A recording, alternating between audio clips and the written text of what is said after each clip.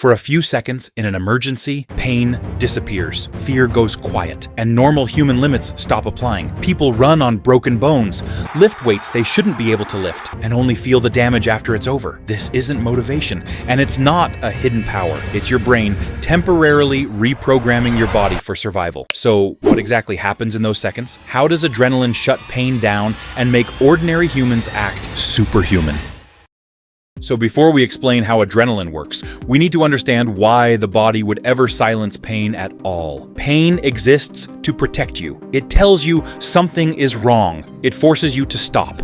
But there's one situation where pain becomes dangerous, when stopping means death. From a biological point of view, the human brain evolved around one core priority: survival first, damage later. This is where a system called fight or flight comes in. Fight or flight is not a feeling. It's a biological emergency protocol. When your brain detects a life-threatening situation, it asks only one question: do we need to escape or fight right now? If the answer is yes, everything else becomes secondary, including pain, fatigue, and long-term safety. Pain slows you down. Pain creates hesitation. Pain forces awareness of injury. In emergencies, hesitation can be fatal, so the brain temporarily changes priorities. Survival to highest damage to ignored. Pain to silenced, not removed. Postponed. This is not strength, it's permission. Here's the important psychology point. Your muscles don't suddenly become stronger. Instead, your brain removes the normal safety limits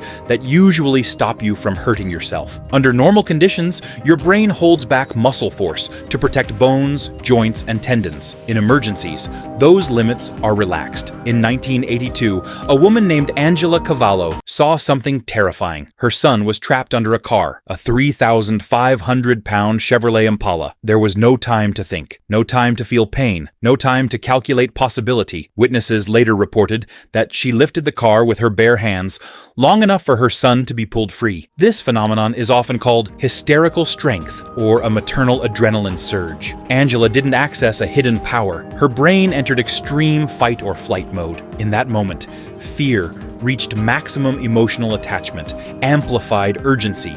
Pain signals were suppressed, muscle safety limits were reduced. Her brain decided if this child dies, nothing else matters. So it allowed the body to use force it normally blocks. After the incident, many people who experience this kind of adrenaline surge report intense pain, injuries, and muscle damage later, because the brain never erased damage. It just delayed the warning. Fight or flight doesn't make humans stronger.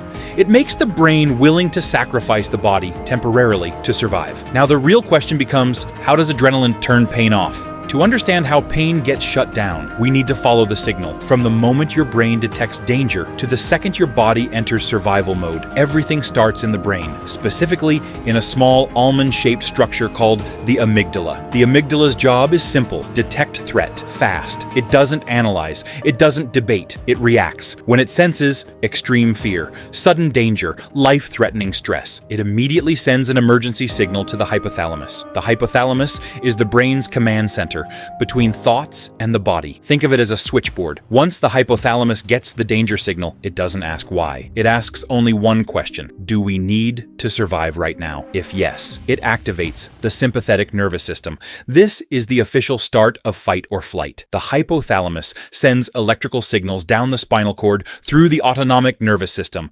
These signals travel extremely fast, faster than conscious thought. Their destination? The adrenal glands, which sit on top of your kidneys. Adrenal glands release adrenaline. Inside the adrenal glands is a region called the adrenal medulla. When the signal arrives, the adrenal medulla releases a powerful cocktail into the bloodstream: adrenaline, epinephrine, norepinephrine. This happens in seconds, not minutes, not after thinking, immediately. This is the exact moment the body changes. Once adrenaline enters the bloodstream, it starts binding to receptors all over the body. This creates several rapid changes, and this is where pain begins to lose priority. Adrenaline causes heart rate to spike, blood pressure to rise, air passages to widen. Why? To deliver oxygen and energy to muscles fast. At the same time, blood is redirected away from non-essential systems like digestion and partially pain processing. Here's the critical part. Pain signals normally travel from injured tissue to the brain through the spinal cord, but adrenaline changes how the brain handles these signals. It reduces pain. Signal transmission activates natural pain-blocking systems increases endorphin release. Endorphins are the body's natural painkillers. This combination doesn't erase pain. It dampens awareness of it. Pain still exists. Damage still happens. But your brain chooses not to fully register it. Why? Because awareness of pain would interfere with movement, focus, aggression, escape. Adrenaline also affects motor neurons. It allows muscles to contract faster, harder, with less inhibition. Normally, your brain limits muscle force to prevent injury. Under adrenaline, those limits are reduced. This is why people can lift extreme weight, overpower others, keep moving despite injuries. Why this feels superhuman. From the outside, this looks like super strength. From the inside, it's a trade-off. The brain is saying, use everything now. We'll deal with the consequences later. Why it only lasts seconds or minutes. Adrenaline is not meant to stay high. It's toxic if prolonged. Once the threat passes, adrenaline drops. Pain signals return. Injuries become noticeable. This is why people often say, I didn't feel anything until it was over. Adrenaline doesn't remove pain.